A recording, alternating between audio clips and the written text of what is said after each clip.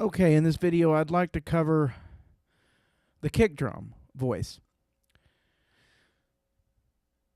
First of all, I'm going to start out with just the stock Alpha 1000 kick preset setting and edit from there.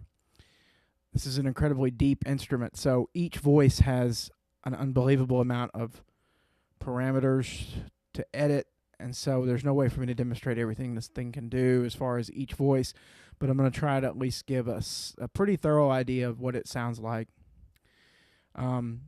First of all, when you're editing a voice, depending on which row you're editing, it illuminates. So if you switch to this row, these illuminate, and so forth.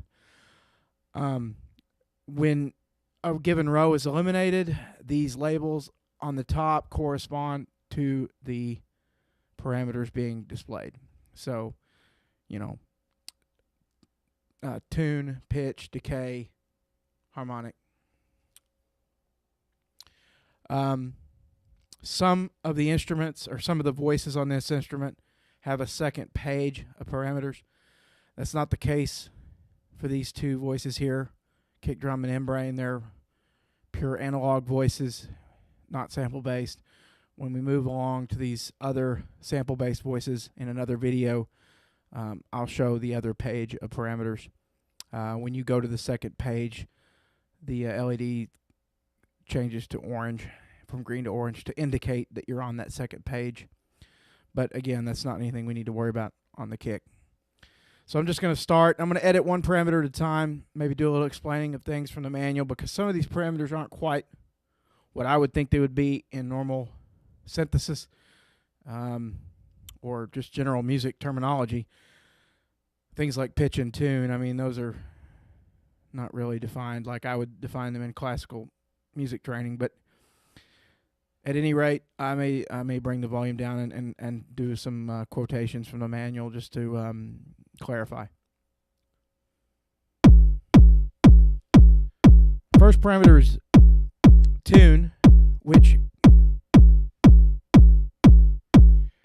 the manual describes it as the controls the intensity of the attack.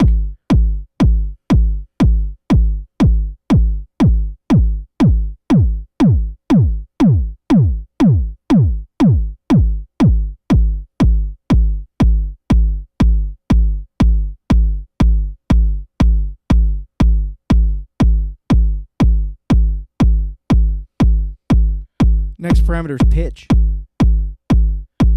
which is what it sounds like. That's the pitch of the note being played.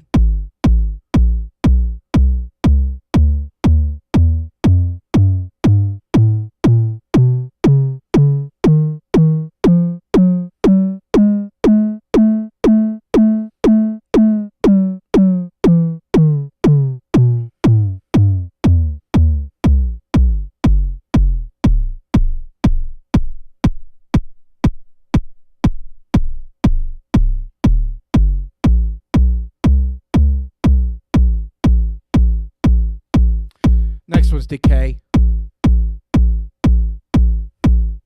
It's pretty self-explanatory.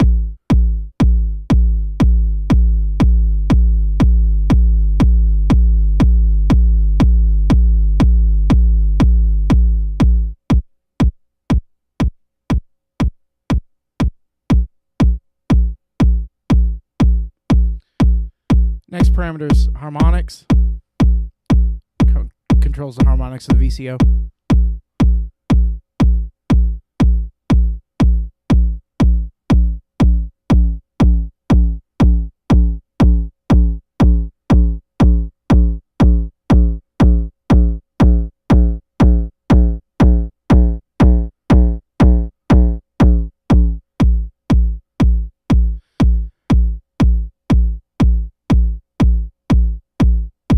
Next we've got attack, I believe. This particular parameter, when you run this drum machine into a large system, like I've got a 7 kilowatt QSC PA in here, and you talk about intense, the level of sound that comes out when you modify attack.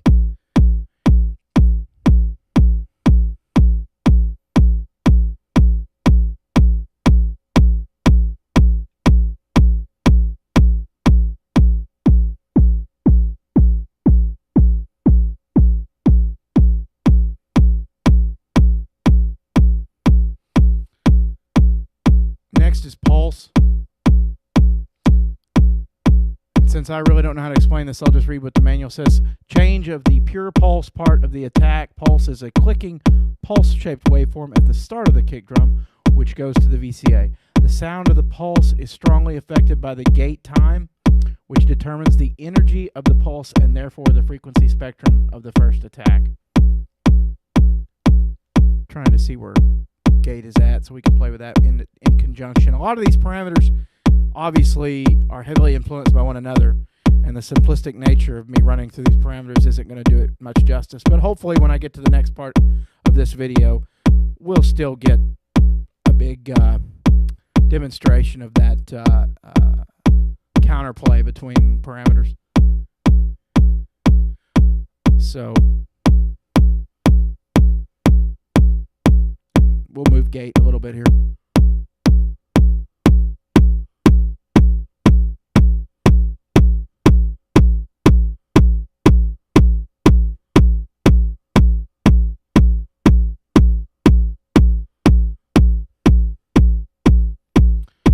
The next parameter is noise. So each of these voices, every one of these, the kick drum, the membrane, the hi-hat sample voices, and the other multi-mode sample voices have a noise generator. And it's interesting because the manual says, basically, I'm not going to read it word for word, but it's basically not a linear change.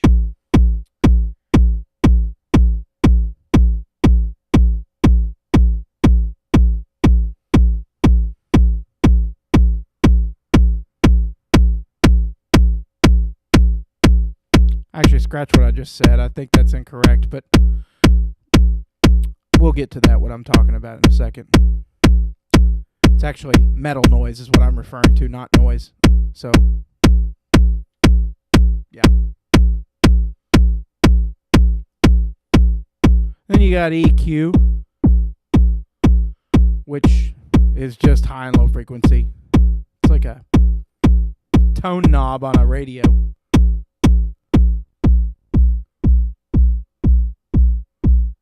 Bass frequencies at the top,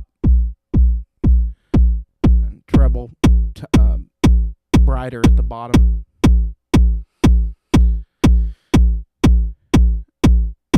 Next, we got a compression parameter.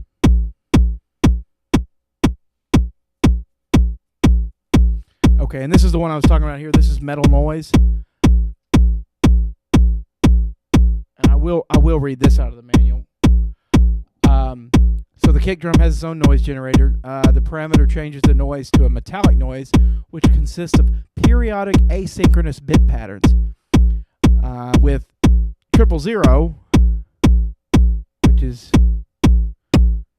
right there, the noise generator is turned off. 001 yields a static random noise, white noise. Should be right there. On values above that, 2 through 127, a complex signal formed from digital multitones and bit patterns is produced. Each value represents a unique sound pattern which does not change smoothly across the range, but jumps to various sounds one by one, akin to a kaleidoscope, rather than a linear scale. You can get interesting results with any adjustment, so play the game of trial and error is what it says. Also it says, the noise signal is only audible during the gate period of the attack and strongly affected by the gate time and the EQ. By tweaking gate and EQ, you can make a lot more changes.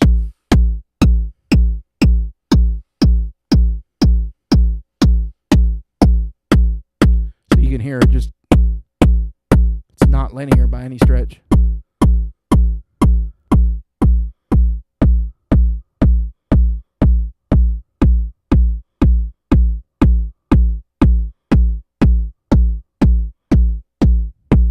I can't check all these because they're all different.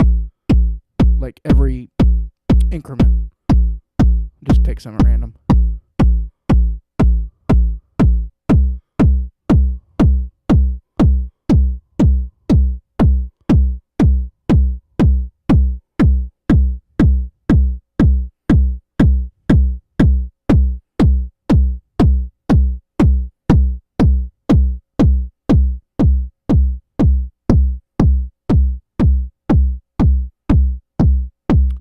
do that much justice.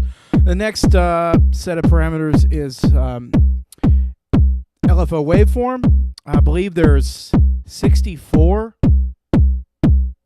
different pre-programmed LFO waveforms. Yes. And the first 16 are basically your standard saw signs, plus and minus, rectified, all these other fancy names, rectangles, and second half wave sign, plus minus, So the first 16 are that. And so he explains in the manual that the waveforms are short samples, so you can theoretically create your own LFO waveforms. And you can edit the waveforms with a simple, precise wave editor. And each waveform is exactly 256 samples long, and you can upload them. So, yeah, that's pretty much all you'd ever want to do with an LFO and more. So I guess there's 64 here. So we'll just, and then you got rate, intensity, and instrument volume. I should mention that there is one parameter on page 2 for the kick drum, and that is accent. So level of accent. So when you program steps in the sequencer, that determines the level of accent from 0 to 127. So we'll turn back to page 1 and go to a LFO waveform here. Turn the intensity way up so we can hear it exaggerated. Kind of make it a little faster. Slow it down a little bit.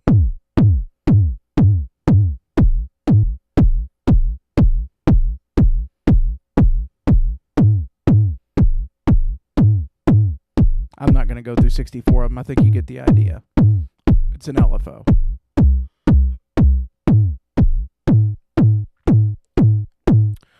Okay, I think the next thing I should do, which would just help more than just twiddling knobs and ending up in some funky spot,